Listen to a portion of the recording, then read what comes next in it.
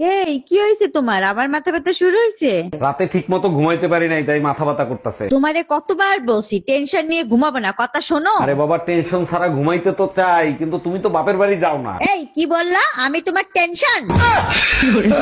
এই কাল রাতে তুমি কি স্বপ্ন দেখছিলা যে ওইরকম ভয় পাইলা? স্বপ্নে দেখি নতুন বছরে আরেকটা বিয়ে করে ফেলাইছি। এটা তো তোমার জন্য খুশির ব্যাপার ছিল, ভয় পাইছো কেন? ভয় পাবো না তো কি করব, বাসর ঘরে ঢুকে দেখি তোমারই আবার বিয়ে করে ফেলাইছি। শুধু স্বপ্নে কেন, জাহান্নামে গেলেও আমারে পাবি। টুম্পা, নতুন বছরের নতুন চমক, বস আমারে পার্মানেন্ট করে দিছে। এতে এত খুশি হচ্ছ কেন? এতে কি আমাদের কোনো লাভ হবে?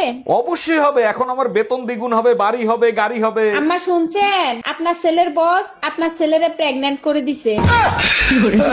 এই নাও পড়ো এটা। তুই যদি আমার বউকে না ছাড়স তাইলে তোরে আর বাঁচতে দেব না। এবার বলো কি বুঝলা? কেউ কাউকে ধুমকি দিচ্ছে। কেউ কাউকে না, তোমাকে ধুমকি দিচ্ছে। আমারে ধুমকি দেবে কেন? কারণ তোমার চরিত্র সম্বন্ধে আমি জানি। তুমি এইসব ছাড়ো না, জানো তোমার কিছু হইলে আমার কি হবে। আচ্ছা টুম্পা, তুমি থামো, আমি জীবনে আর এই কাজ করব না। এক মিনিট, এখানে তো নাম লেখে নাই, কার বউকে ছাড়বো? তুই আসলেই একটা চরিত্রহীন লম্পট।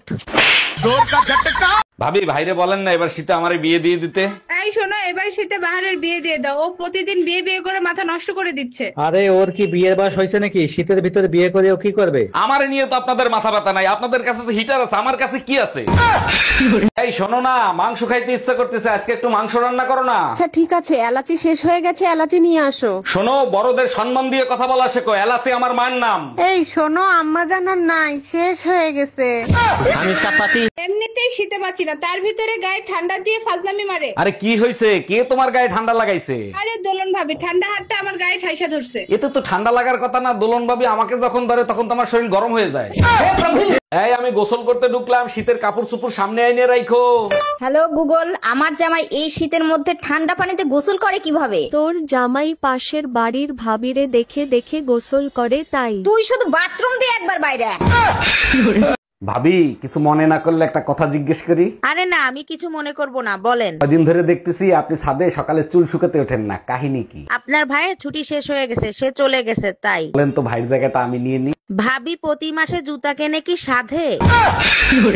এই একটা জিনিস খেয়াল করছো, পাশের বাড়ির ভাই আর ভাবি এখন আর ঝগড়া করে না। ভাবির বেডরুমের জানলা ঠিক করার পরের থেকেই ঝগড়াঝাটি বন্ধ হয়ে গেছে। বুঝলাম না, জানলার সাথে ঝগড়ার কি সম্পর্ক? আরে বোকা, ভাবির জানলা বাইরের থেকে খোলা যেত। এই তুমি কি করে জানলে বাইরে থেকে খোলা যেত?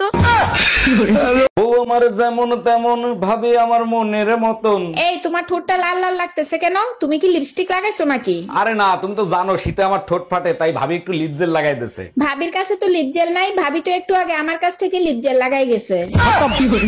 হ্যালো গাইজ, আবহাওয়া অফিস থেকে খবর পেলাম এবার শীত অনেক বেশি পড়বে। অবশ্যই নিজের খেয়াল রাখবেন, কারণ আপনার কিছু হলে আমার একটা ফলোয়ার কমে যাবে। আপনিও নিজের খেয়াল রাখবেন, আপনার কিছু হয়ে গেলে আমারও একটা ফলোয়ার কমে যাবে। এই তুমি এই শীতের ভিতর সকাল সকাল কোথায় গেছিলা? ব্যায়াম করে আসলাম, দেখো না শরীর ঘামায় গেছে, সরো গোসল করবো। শীতের ভিতরে কি এমন ব্যায়াম করলা যে শরীর দিয়ে ঘাম ছুটে গেল? নাম তো বলতে পারবো না, তবে পাশের বাড়ির ভাবি বলতে পারবে।